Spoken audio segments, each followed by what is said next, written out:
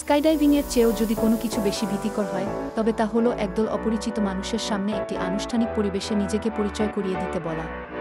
তাই আজ আমি আপনাদের এমন একটি 1-0 ধাপের প্রক্রিয়া শেখাব, যা আপনাকে এই কঠিন প্রশ্নের উত্তর দিতে সাহায্য করবে।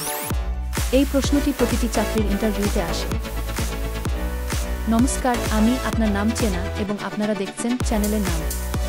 আমাদের কাজ ভালো লাগলে সাবস্ক্রাইব বোতাম এবং পাশের বেল আইকনটি টিপে দিন, আর একটি লাইক দিতে ভুলবেন না। এই ভিডিওতে আমি আপনাদের একটি সহজ 1-0 ধাপের প্রক্রিয়া দেব, যা আপনাকে যে কোনো চাকরির ইন্টারভিউতে নিজেকে পরিচয় করাতে সাহায্য করবে। এমনকি আপনি এটি যে কোনো সিলেকশন ইন্টারভিউতেও ব্যবহার করতে পারবেন। আমি প্রতিটি ধাপের সাথে কিছু নিয়ম এবং সাধারণ ভুলগুলো আলোচনা করব এবং কিভাবে সেগুলো ঠিক করা যায় তাও জানাবো। নিজের সম্পর্কে কিছু বলুন। এই প্রশ্নটি বিভিন্ন রূপে আসে। যেমন আপনার ব্যাকগ্রাউন্ড সম্পর্কে বলুন, অথবা আপনার জীবন বৃত্তান্তের মাধ্যমে আমাদের নিয়ে জানান। কিন্তু এটি একটি কৌশলপূর্ণ প্রশ্ন, কারণ ইন্টারভিউয়াররা আমাদের সম্পর্কে সবকিছুই জানেন আমাদের জীবন বৃত্তান্ত দেখে। তাহলে তারা আসলে কি জানতে চান? তারা দুটি জিনিস জানতে চান। প্রথমত, কাজের প্রতি আপনার মনোভাব কেমন, আপনি কেমন মানুষ। দ্বিতীয়ত, আপনি এই কাজের জন্য উপযুক্ত কিনা এবং কোম্পানিতে কী অবদান রাখতে পারবেন। আপনাকে তাদের মনোযোগ আকর্ষণ করতে হবে এবং তাদের আগ্রহী রাখতে হবে। আপনার মতো শত শত আবেদনকারীকে দেখে তারা হয়তো ক্লান্ত। এটি আপনার জন্য নিজেকে সেরা প্রমাণ করার একটি সুযোগ। এবার আসি সেই 1-0 ধাপের প্রক্রিয়ায়। প্রথম ধাপগুলো হলো আপনি কে কি তা নিয়ে। প্রথম ধাপ হলো শুভেচ্ছা জানানো। আনুষ্ঠানিক শুভেচ্ছা জানানো অত্যন্ত গুরুত্বপূর্ণ। যেমন দুপুর 1-2টার আগে শুভ সকাল, 1-2টার পর শুভ দুপুর এবং সন্ধ্যা 4-3-0 বা 5টার পর থেকে মধ্যরাত পর্যন্ত শুভ সন্ধ্যা কি বলুন। নিয়ম হলো আত্মবিশ্বাসের সাথে হাসুন এবং ভালো আই কন্ট্যাক্ট রাখুন। হেই, হাই, হোয়াটস আপ কি বলা বা শুভ সকাল ও শুভ দুপুরের মধ্যে দ্বিধা করা সাধারণ ভুল। দ্বিতীয় ধাপ হলো সুযোগের জন্য ধন্যবাদ জানানো। এটি একটি ঐচ্ছিক ধাপ। পরিস্থিতি অনুযায়ী আপনি বলতে পারেন, চূড়ান্ত ইন্টারভিউয়ের জন্য আমাকে শর্টলিস্ট করার জন্য ধন্যবাদ, অথবা কি নিজের সম্পর্কে বলার এই সুযোগ দেওয়ার জন্য ধন্যবাদ। এটি কেবল একটি ভালো প্রথম ছাপ তৈরি করবে না, বরং আপনাকে এবং ইন্টারভিউয়ারকে কিছুটা স্বাচ্ছন্দ্য বোধ করতে সাহায্য করবে। তৃতীয় ধাপ হলো আপনার নাম বলা। আপনি বলতে পারেন, আমি আপনার পুরো নাম, অথবা আমার নাম, আপনার পুরো নাম। নিয়ম হলো হাসুন, আপনার নাম নিয়ে গর্বিত হন এবং স্পষ্টভাবে উচ্চারণ করুন। মাইসেলফ নাম বলা বা নিজেকে কি মিস্টার বা মিস বলে সম্বোধন করা সাধারণ ভুল। সবসময় আপনার পুরো নাম ব্যবহার করুন, কারণ শুধু প্রথম নাম বলাটা কিছুটা অনানুষ্ঠানিক শোনাতে পারে। চতুর্থ ধাপ হলো পদ এবং কোম্পানি। যদি আপনার কাজের অভিজ্ঞতা থাকে, তবে এটি আপনার পদ, কোম্পানির নাম, কাজের বছর, কোনো পুরস্কার এবং কোম্পানিতে আপনার প্রভাব বা অবদান সম্পর্কে বলার সময়। উদাহরণস্বরূপ, গত 5 বছর ধরে আমি কোম্পানির নাম সেলস ম্যানেজার হিসেবে কাজ করছি, একটি ছোট সেলস টিমকে নেতৃত্ব দিচ্ছি। আমাদের টিম টানা 2 বছর সেরা সেলস টিমের পুরস্কার পেয়েছে। আমি ক্লায়েন্টদের সাথে নিবিড়ভাবে কাজ করেছি এবং কিছু গুরুত্বপূর্ণ সম্পর্ক তৈরি করেছি। নিয়ম হলো আপনার কাজ সম্পর্কে উৎসাহী শোনান। অহংকারী শোনাবেন না, যেমন আমি একজন নেতা, আমি সবকিছু করেছি। বরং এমনভাবে বলুন যেন আপনি একজন ভালো টিম প্লেয়ার। আপনার জীবন বৃত্তান্তে যা আছে তার চেয়ে অতিরিক্ত কিছু বলুন। যদি কোনো দাবি করেন, তবে তা বিশ্বাসযোগ্য করতে কিছু প্রমাণ দিন। সবসময় আপনার সাম্প্রতিক পথ থেকে শুরু করুন। পঞ্চম ধাপ হলো যোগ্যতা। যদি আপনি একজন ফ্রেশার হন, তবে আপনি চতুর্থ ধাপটি বাদ দিয়ে সরাসরি এই ধাপে আসবেন। উদাহরণস্বরূপ, আমি বিশ্ববিদ্যালয়ের নাম থেকে একজন সাম্প্রতিক MBA, ফার্মাসিউটিক্যাল সেক্টরে পূর্ব অভিজ্ঞতা আছে, অথবা আমি পাবলিক রিলেশনস এবং কর্পোরেট কমিউনিকেশনসে বিশেষীকরণ সহ bachelor in mass media degree সম্পন্ন করেছি। আপনার কলেজ সুপরিচিত হলে উল্লেখ করুন, অন্যথায় এড়িয়ে যান। যদি আপনি একজন ফ্রেশার হন, তবে শুধু আমি বিশ্ববিদ্যালয়ের নাম থেকে একজন সফটওয়্যার ইঞ্জিনিয়ার বলা যথেষ্ট নয়। এটি আপনার অর্জনভিত্তিক ছোট গল্প বলার সুযোগ।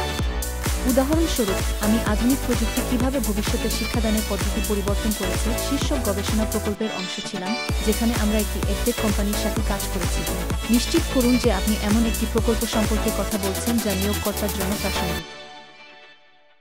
যদি সরাসরি প্রাসঙ্গিক না হয়, তবে এমন কিছু দক্ষতা সম্পর্কে কথা বলুন যা প্রাসঙ্গিক হতে পারে। যেমন, আপনি গেমিং কনসোল নিয়ে একটি প্রকল্প করেছেন এবং একটি ফুড মার্কেটিং কোম্পানিতে ইন্টারভিউ দিতে যাচ্ছেন। আপনি বলতে পারেন, এই প্রকল্পটি আমাদের আজকের যুবকদের অনুপ্রেরণা এবং কিভাবে আমাদের পণ্য ও পরিষেবা দিয়ে তাদের মনোযোগ আকর্ষণ করা যায় তা বুঝতে সাহায্য করেছে। আপনি আপনার স্নাতককালে অর্জিত যে কোনো প্রশিক্ষণ কর্মসূচি, কোর্স বা অন্যান্য অভিজ্ঞতা সম্পর্কেও কথা বলতে পারেন। আপনার সিজিপিএ উল্লেখ করা উচিত কিনা? সাধারণত আমি এটি এড়িয়ে যেতে বলব, কারণ এটি আপনার জীবন বৃত্তান্তে ইতিমধ্যেই আছে। তবে যদি আপনি আপনার একাডেমিক অর্জনগুলো তুলে ধরতে চান, তবে বলতে পারেন, আমি ধারাবাহিকভাবে আমার ক্লাসের শীর্ষ 1 বা 5 এর মধ্যে ছিলাম। ষষ্ঠ ধাপ হল অতিরিক্ত যোগ্যতা। এর মধ্যে আপনার করা যে কোনো বাইরের কোর্স, অর্জিত দক্ষতা বা জেতা পুরস্কার অন্তর্ভুক্ত থাকতে পারে। উদাহরণস্বরূপ, আমি প্রতিষ্ঠানের নাম থেকে 6 মাসের কম্পিউটার অ্যানিমেশন কোর্স সম্পন্ন করেছি, অথবা আমি ডটনেট, জাভা এবং পাইথন শিখেছি, যা আমাকে একটি প্রকল্প সম্পন্ন করতে সাহায্য করেছে। সপ্তম ধাপ হল বিশেষণ। ইন্টারভিউয়ারের কাছে নিজেকে বর্ণনা করতে কিছু বিশেষণ ব্যবহার করুন। উদাহরণস্বরূপ, আপনি বহুমুখী, সহজবোধ্য, সমাধানভিত্তিক, বিপ্রতিজ্ঞ, একজন টিম প্লেয়ার অথবা অন্যদের সাথে কাজ করতে উপভোগ করেন এমন একজন হতে পারেন। অষ্টম ধাপ হল শখ এবং আবেগ। এটি ঐচ্ছিক, তবে যদি এটি ইন্টারভিউয়ারের সাথে আপনার সংযোগ তৈরি করতে সাহায্য করে বা আপনি যে দক্ষতাগুলো দেখাতে চান তা প্রতিষ্ঠা করতে সাহায্য করে, তবে এটি অন্তর্ভুক্ত করুন। উদাহরণস্বরূপ, আমি একজন প্রশিক্ষিত গায়ক এবং প্রতিদিনের রেওয়াজ আমাকে আত্মশৃঙ্খলা ও নিষ্ঠা শিখিয়েছে, অথবা আমি একজন আগ্রহী দৌড়বিদ এবং এটি আমাকে ফিট থাকতে সাহায্য করার পাশাপাশি সম্প্রদায়ের অন্যান্য দৌড়বিদদের সাথে নেটওয়ার্ক করতেও সাহায্য করে। এই অংশটি খুব সংক্ষিপ্ত রাখুন। নবম ধাপ হল পরিবার। এটি ঐচ্ছিক। আমি সাধারণত একটি স্ট্যান্ডার্ড পরিচিতি থেকে এটি বাদ দেব, তবে আপনি কৌশলগতভাবে এটি ব্যবহার করতে চাইলে করতে পারেন। উদাহরণস্বরূপ, আমার মা একজন গৃহিণী এবং আমার ছুটির সময় আমি তাকে আমার কাজের সঞ্চয় দিয়ে বাড়িতে একটি ছোট দর্জির দোকান খুলতে সাহায্য করেছি। বিকল্পভাবে, ইন্টারভিউয়ার যখন পরে এই প্রশ্নটি জিজ্ঞাসা করবেন, তখন আপনি এই কৌশলটি ব্যবহার করতে পারেন।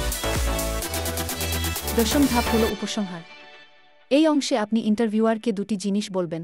প্রথমত, আপনি কেন এখানে, কেন এই চাকরির জন্য আবেদন করছেন, এবং দ্বিতীয়ত, আপনি কেন এই কাজের জন্য সঠিক ব্যক্তি।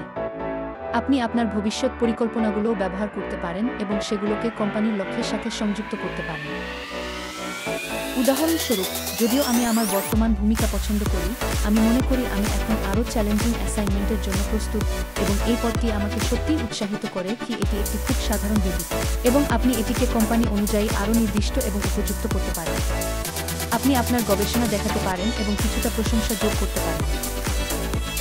উদাহরণস্বরূপ, খেলাধুলার প্রতি আমার আবেগ এবং ডেটা অ্যানালিটিক্সের দক্ষতা নিয়ে আমি আপনার মতো একটি শীর্ষস্থানীয় উদ্ভাবনী স্পোর্টস অ্যানালিটিক্স কোম্পানিতে কাজ করতে চাই এবং আমি বিশ্বাস করি আমি একটি ইতিবাচক প্রভাব ফেলতে পারব। আপনি আপনার পরিচিতি শেষ করতে পারেন এই বলে, আমার পক্ষ থেকে এটুকুই, ধন্যবাদ। প্রথমত, আপনার ব্যক্তিগত পরিচিতিটি লিখে রাখুন এবং নিশ্চিত করুন যে আপনি সেই পদের জন্য আপনার সেরা বিক্রয়যোগ্য বিষয়গুলো অন্তর্ভুক্ত করেছেন। এটি কোম্পানি থেকে কোম্পানিতে ভিন্ন হবে, তাই প্রতিটি ইন্টারভিউতে এটি পরিবর্তন এবং কাস্টমাইজ করুন। দ্বিতীয়ত, শুধুমাত্র মূল বিষয়গুলো লিখে রাখুন এবং শিখুন।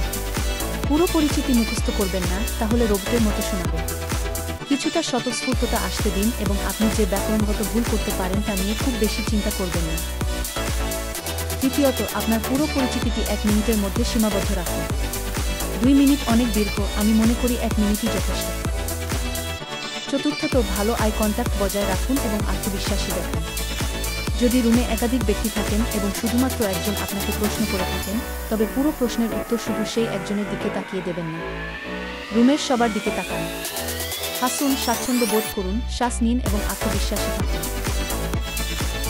আপনার অর্জন সম্পর্কে বলার জন্য একটি গল্প বলার পদ্ধতি ব্যবহার করুন। আপনি চাইলে হাতের ইশারা ব্যবহার করতে পারেন, তবে অতিরিক্ত করবেন না। আপনার অতীত এবং ভবিষ্যতে যা করতে যাচ্ছেন তা নিয়ে উত্তেজিত এবং আনন্দিত শোনান। আপনার ইন্টারভিউয়ের জন্য শুভকামনা। আশা করি আমি আপনাকে সাহায্য করতে পেরেছি। ভিডিওটি শেষ পর্যন্ত দেখার জন্য আপনাকে অনেক ধন্যবাদ। সাবস্ক্রাইব বোতাম এবং পাশের বেল আইকনটি টিপে দিন, আর একটি লাইক দিতে ভুলবেন না, কারণ এটি আমাদের জানায় যে আপনি আমাদের কাজ পছন্দ করেন। শুভকামনা।